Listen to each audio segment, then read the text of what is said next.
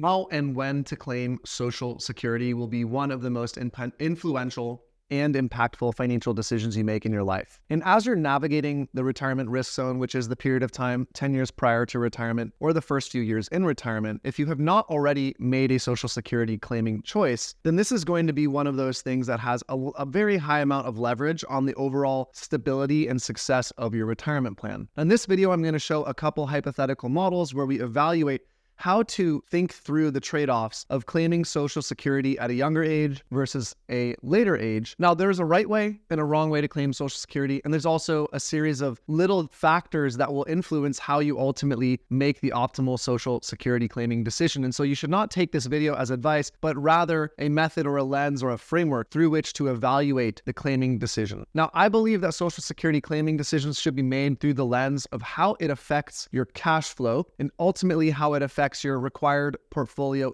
income in retirement. And I have a whole video that talks about required portfolio income, which is basically the actual amount you distribute from retirement assets in retirement. And you are able to plan for that in advance of retiring, and ultimately how you plan for that required portfolio income will have the most influence over the success of your retirement plan. And Social Security factors into that formula in an extremely key manner. So we're going to jump into a couple models here and take a look. And the idea here is when you claim Social Security, will produce risk at different points in your retirement. The TLDR, if you don't want to watch the models, is basically that claiming Social Security later ensures your retirement plan at later years of life because it gives you a higher base guaranteed amount of income, and claiming Social Security earlier gives you more insurance or stability in your retirement in the earlier years of your retirement, but it produces or introduces more risk in the later years of your retirement. And so without further ado, we're going to jump into a couple models and kind of look at this through the lens of a hypothetical scenario. In this particular scenario, we're looking at someone who wants to retire early at age 62. They're determined to do so. And what they're trying to evaluate is, when should I claim Social Security? Should I do it at age 70? Should I do it at age 62 when I start my retirement? Now, there's a wrong way to claim Social Security, and that's to listen to friends and family and just take some random guess, or to just do it the day you retire without any previous education or comprehension of why. What we're showing on the screen here are summaries of a couple metrics that sometimes will be used to influence the Social Security claiming decision. And I'm going to show you how it's a little more textured and nuanced than what is on the screen currently by showing you a couple other screens in a second. At its base, when you claim Social Security, in this hypothetical scenario, were this person to claim Social Security at age 70, they would take a total distribution amount from their portfolio over the lifetime of their retirement of just around $2,100,000. And if they were to claim Social Security earlier and therefore get a lower base amount of Social Security income, they would claim roughly $2,650,000, which is a $530,000 difference. That means there's more stress or more strain on the portfolio overall because that portfolio has to produce an extra 25% or 20% of income over that 30-year period. But that doesn't tell the whole story. Now you can see another line here where it shows the average distribution rates. And again, claiming at age 70 also looks attractive when you look at it from this lens, because the average distribution rate over this person's retirement would be 3.71% as compared to if they claimed at an earlier age 62, 4.48%.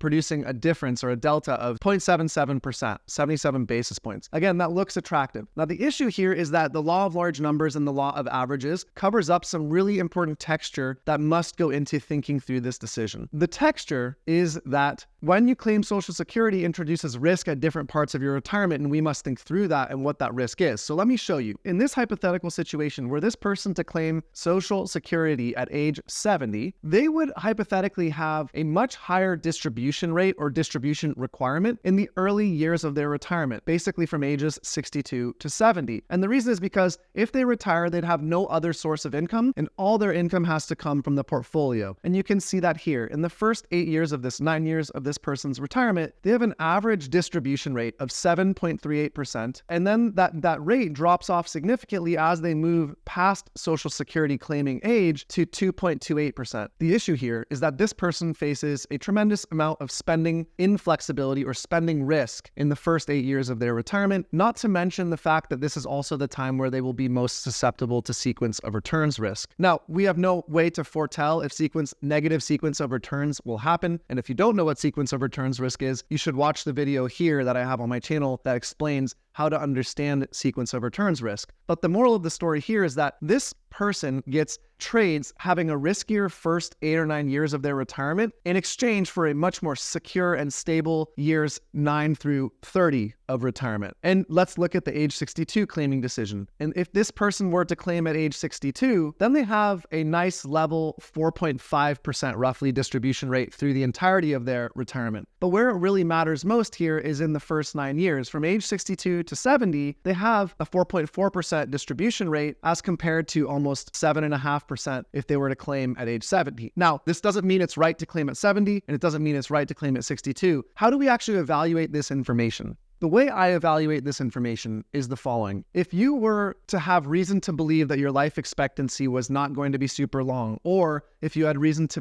be unsure or uncomfortable with the security or stability of the Social Security Trust Fund, or have reason to believe that you might not get the same level payments for the rest of your life and that deferring till age 70 to claim might produce a negative result, then it might be better to claim at age 62. And the reason is because you actually improve your spending stability in the early years of your retirement when you are young and healthy and able to spend that money, and therefore you're going to feel less restricted spending money while you're young, able to do so. Now, if you defer till age 70, the trade-off is, yes, you're saying I'd like more insurance, more security in the later years of my retirement, and I'm willing to exchange for that the fact that I will have less spending flexibility for the first 6, 7, 8, 9 years of my retirement. And that is the lens through which this discussion should be started. Now, we're not making a claiming decision here in that regard. We're just saying that's the lens through which to think through this. Where do you want the spending stability to be? In the earlier years of your retirement when you're young and able to spend? Or are you the type of person who would rather insure, I-N-S-U-R-E, insure